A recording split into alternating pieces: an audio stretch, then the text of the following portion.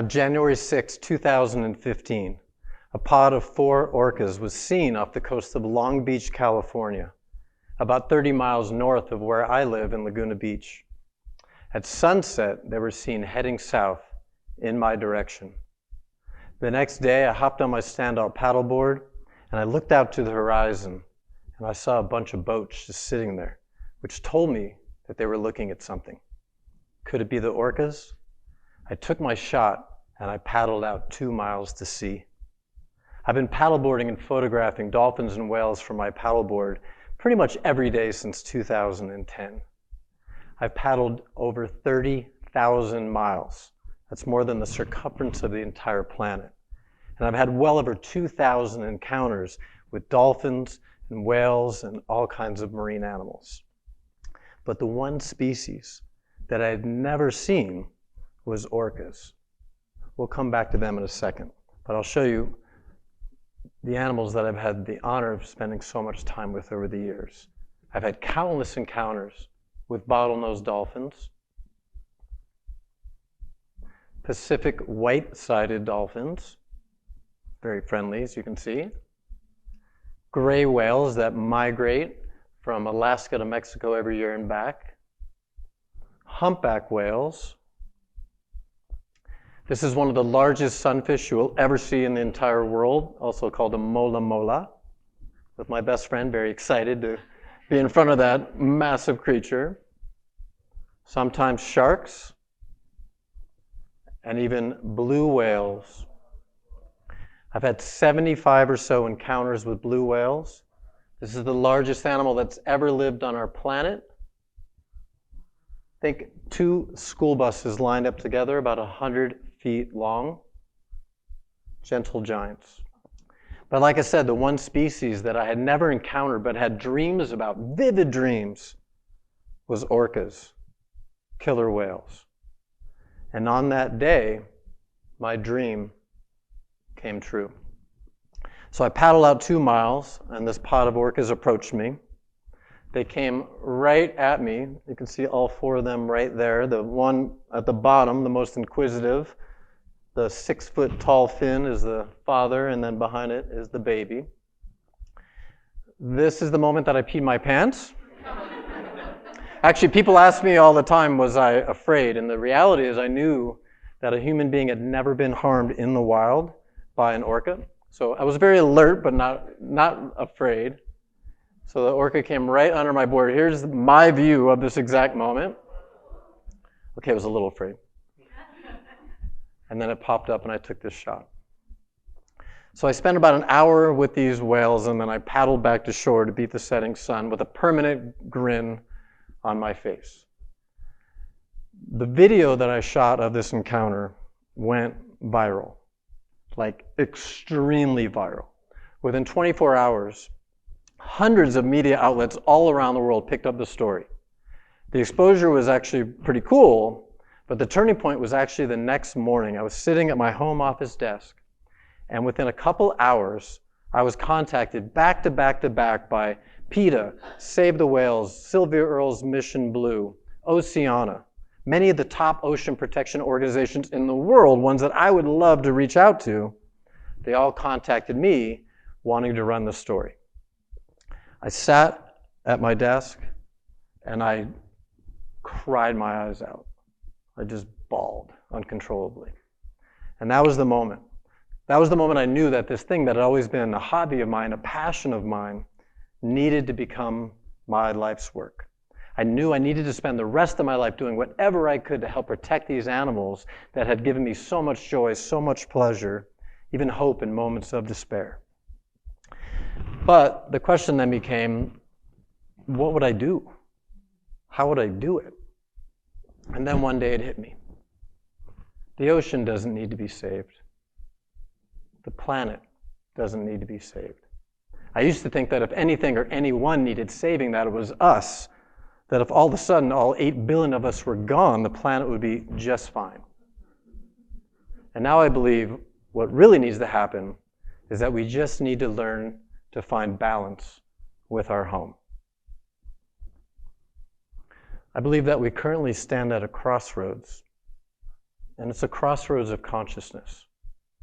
Right now, humans face the greatest threat and also the greatest opportunity that we've ever experienced, and that is the opportunity to learn to live in balance and harmony with our planet. Let's be honest. Humans have kind of gone insane. Millions of people are depressed. We face an unprecedented mental health crisis. We're not a healthy species. We abuse ourselves. We abuse each other. We abuse animals. We are abusing the precious resources of our planet. And as a result, we are in the midst of the 6th major extinction the planet has ever faced. And this is the first one that is human-caused. We face a mass disease of disconnection that has us on a path of self-destruction. I believe the answer lies in our ability to rewild humanity. We've kind of lost our way, right, as a species. And I believe the answer lies in rewilding. There's a critical movement happening all around the world right now called rewilding, and the focus is to protect and restore the wild. There's very important projects happening related to conservation of land, the ocean, and animals. These are all extremely important. My belief is that rewilding of humanity, rewilding of us, is the most important. And by the way, that simply means humans learning to reconnect to the planet, reconnect to our human nature. Just like we've domesticated animals, we've domesticated ourselves. So rewilding is the undoing of the radical domestication of the human species. Just like your body has the instinctive wisdom, the intuitive wisdom to heal itself, I believe that the answers to our problems also lie within. We just need to disconnect from that insanity for a little while and reconnect to ourselves and the planet. Humans have forever altered our environment and our own human nature. I'm suggesting we do a deep dive and take a look at our cultural paradigms and see how they impact our mental, physical, and emotional health, and restore our birthright as human beings. Inside of each of us is a wild child. We each have an inner nature that is characterized by a mindset of curiosity versus fear, of present moment awareness versus distraction and diversion, and of passion versus apathy and boredom. This is your natural birthright, and we can discover it again by unlearning our social programming, social conditioning. You might have heard of Chris Tompkins, one of the greatest conservationists the world has ever seen. I think she might have said it best when she said, we need to rewild the human mind. So the idea is real simple. As we begin to reconnect to ourselves, to nature and the planet, and to our higher selves, we experience an evolution in our consciousness, an elevation in our consciousness. I believe that elevation in consciousness is the key to restoring balance, and that rewilding is the ultimate shift in consciousness. As we elevate our consciousness, we naturally begin to make better decisions that impact the planet in a better way. We take better care of ourselves, the way we think, the way we eat, the way we feel, the way we treat everyone around us. It has a ripple effect into our homes, our schools, our communities. That ripple effect is profound, and it begins with you. My friend Wallace J. Nichols wrote the book Blue Mind. I think he explained the benefits of rewilding beautifully. He said, rewilding leads to increased emotional awareness. We become more in touch with our natural instincts and intuition. We cultivate more compassion towards ourselves, each other, animals, and the planet. So, what does this rewilding look like? By the way, I'm not suggesting that we all go live out in the woods. I personally like my comfortable home in Laguna Beach. I'm just suggesting that we take on a more holistic, natural way of living. So I'll give you 4 simple suggestions that you can consider. Number 1, what did your mom used to tell you to do pretty much every day when you were a kid? Besides go clean your room, she probably said, go outside and play. So what does that mean? Take off your shoes. Go put your feet in the sand. Jump in the ocean, jump in a lake, get your hands in the dirt. More time in nature. Less technology, more nature. Think about it. Where do you feel most calm, most at peace? For me, it's in nature. I believe your soul is literally calling you back to nature. So that's number one, go outside and play. Number two, meditation. Right now, as we all sit here, there's an energy that is beating your heart. There's an energy that is breathing your lungs. Imagine living life if every time you had to take a breath, you had to think about it. That would be a lot of work. That's what dolphins and whales do, by the way. That's why I love them so much. They're conscious breathers. But there's an energy that is beating your heart in this moment. There's an energy that created your existence and sustains your existence. By whatever name you give that energy, I think we can all agree that there's an energy that creates and sustains everything in the universe. And so my suggestion is take a little bit of time, if not a lot, every day, and just sit and be and meditate. Connect to that nature. When you make that connection, you will naturally feel more connected to yourself and to the planet. Number three, simplify your life. So back in 2005, I was living in Key West, Florida, and got wiped out by a hurricane. In one moment, I pretty much lost all my worldly possessions. Soon after that, I moved to California, moved here, and I had 2 duffel bags. Everything I owned in the world fit into 2 little duffel bags. And it was, I'd say, equal parts traumatizing to lose all your stuff. And at the same time, it was very liberating. There was a lightness about not having a lot of stuff. So, I'm not suggesting that you get wiped out by a hurricane. It wasn't the funnest thing that I've ever experienced. But I would ask you to take on a less is more approach to life. Consider less stuff, less food, less commitments, less clutter in your mind, less clutter in your environment. I believe that less is more and that simple is beautiful. Fourth thing I would suggest, that's me with a 100-foot blue whale, by the way. I was talking to Paul Hawken. If you know the name Paul Hawken, he's one of the world leaders on the topic of regeneration.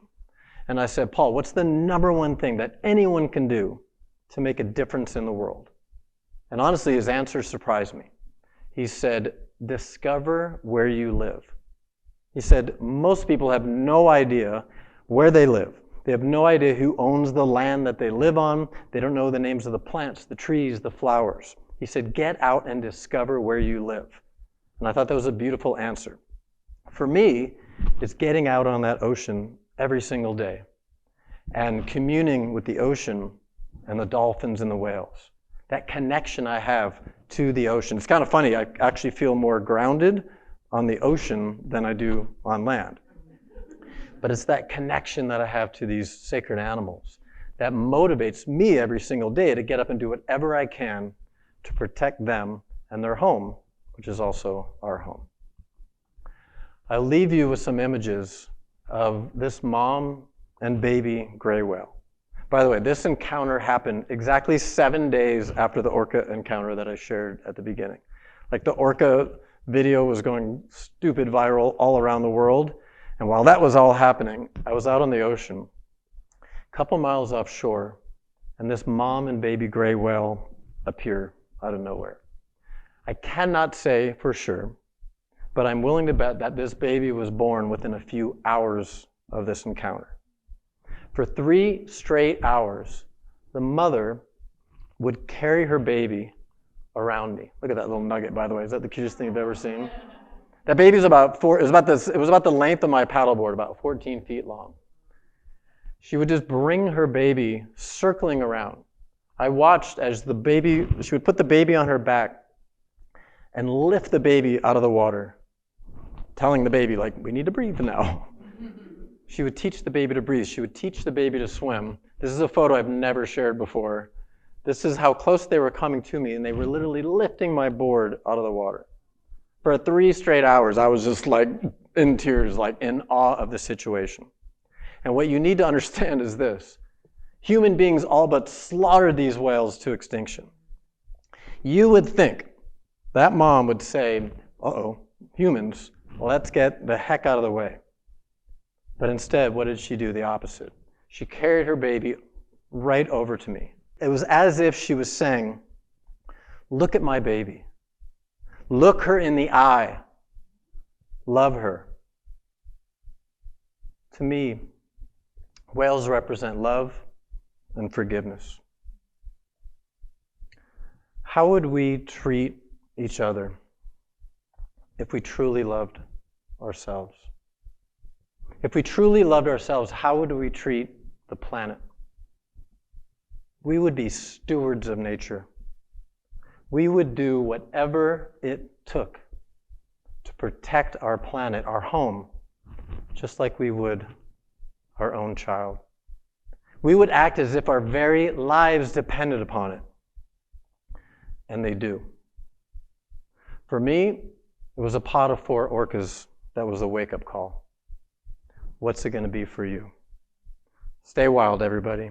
Thank you.